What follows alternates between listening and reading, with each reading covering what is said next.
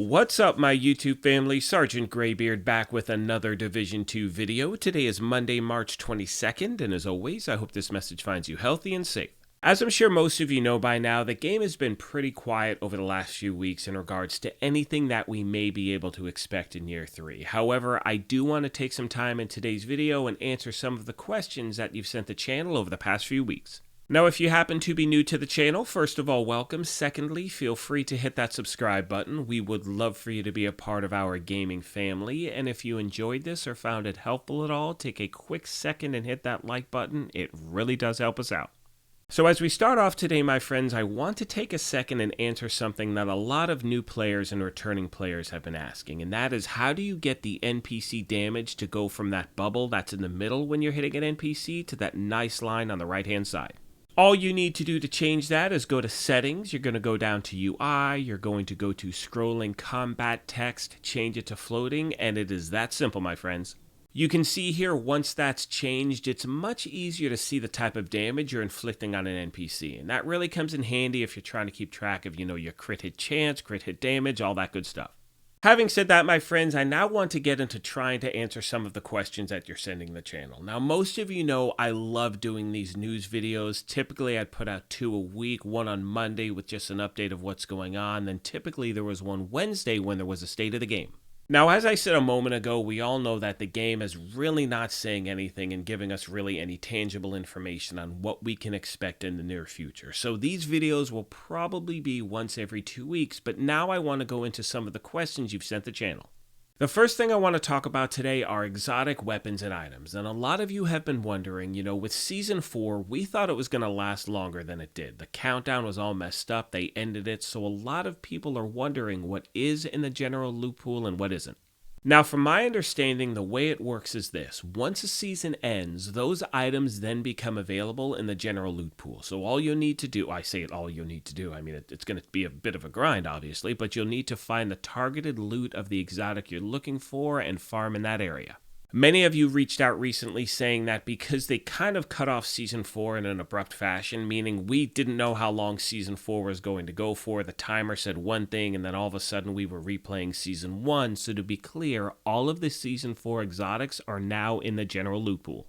We all know at this point that we are replaying Season 1, which means that if there's anything you missed, you will now be able to get that as well. However, those exotics should be in the general loot pool as well. Now, there are exotics that are still raid exclusive, such as the Eagle Bearer, the Regulus, the Ravenous, and there are also exotics that have to be crafted first, such as the Chatterbox, the Nemesis, Ridgeway's Pride, and I think Dodge City Holster as well. And if you don't have any of those, leave me a comment in the comment section down below. As you can see here, or maybe you didn't notice, I actually just started a new character on PlayStation, so I'm going to be doing farming videos for items that are really for new people and players just returning who didn't pick up things before. The next thing I want to talk about, my friends, has to do with the future of the state of the game and when we think we're going to get some updates. Now, first of all, in regards to the state of the game, we all know that Hamish left, but he did confirm online that his leaving does not mean that the state of the game is going to be canceled. Now, as far as when we can expect one, your guess is as good as mine. I've reached out to the game's developers multiple times. I don't hear anything in return, but as always, as soon as I get a response or I see something online from anyone whatsoever, I will definitely pass it along. Moving on, my friends, I want to get into a few more things. First of all, I want to talk about the cheating in the Dark Zone. It has gotten so bad. I mean, it's been bad for a while, but at this point, it's just become laughable, and I'm saying that as someone who never steps foot in the Dark Zone. Most of you know by now, because I've mentioned it multiple times, it's really not my style of gameplay. I like going in here and there if I'm looking for something exclusive or whatever, but the fact that there's so many issues going on, they've been going on for a while, and nothing seems to be solved about it, that's what keeps me out of that place. One of the main reasons I'm bringing it up in this video is the fact that last week one of my favorite YouTubers, LtBuzzLiteBeer, had put out a video and he was showing someone who he found in the Dark Zone who was clearly hacking, just clearly cheating. He's got video footage, it's as obvious as it can be. Obviously, he sent that footage over to the game, over to developers, whomever it may be, and to the best of my knowledge, he has still not gotten a response, and to be honest with you, in my opinion, that is completely unacceptable. And once again, my friends, keep in mind, I'm saying that as someone who doesn't play PvP and as someone who loves this game. Like, I just started a new character so I could do different videos that I never was able to do before. I mean, these are things that someone does who loves this thing, but again, the way the PvP community is being dealt with has to change. Finally, my friends, I'd like to talk about the issues that PC users are having in regards to their game constantly crashing. And unfortunately, once again, this is something that's been happening for way too long. Most of you know by now that one of my main goals is to try to help you out in any way I can. And regardless of my personal gameplay, whether something affects me or not, I want to make sure I keep you informed of things that are going on in the community. Having said that, I would say, and this is not an exaggeration, I get 20 to 30 messages a day from people who play on PC saying that the game is just unplayable, it crashes nonstop, and no matter what they do, they are not hearing anything back from Ubisoft support.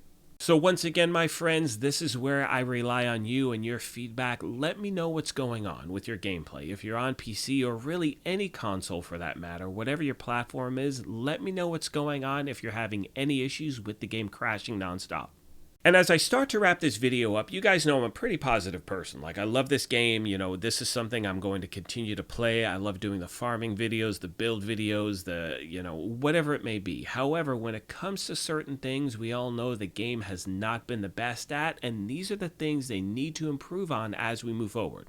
And one of the main things, in my opinion, that needs to change is the manner in which the game talks to the player base. And look, I understand you can't tell us exactly what's going on. That's fine, I get that. You can't talk about what's coming up or whatever it is. I don't need details, just some answer would be nice. And once again, to be clear, I'm saying that as someone who's not dealing with any drama with this game whatsoever. But again, if you guys are letting me know what's going on, I definitely want to pass it along and, like I said, help you out in any way I can to get some answers. With that being said, my friends, I'm going to start to wrap this video up. As always, I want to thank you so much for your continued support. The way you guys have helped me build this channel has been absolutely amazing. As you've heard me say in multiple previous videos, one of my favorite aspects about this game is the community that surrounds it. Like, a perfect example is the footage you're seeing here. I'm at shade level 4, I have the strength of a baby kitten, everyone else is carrying me through this mission, and again, it helps out so much. Again, this is just one of the many reasons why I love this game, why I'm going to continue to play this game, and why I still, really do have hopes for what the game is going to bring us in the future. On that note, my friends, I'm going to finish this up. As always, thank you so much for the support. If you happen to enjoy this, feel free to hit that subscribe button. You can hit that like button as well if you want. But most importantly, as always, take care of yourselves, be kind to each other, and we will talk to you soon. Thanks again, everyone.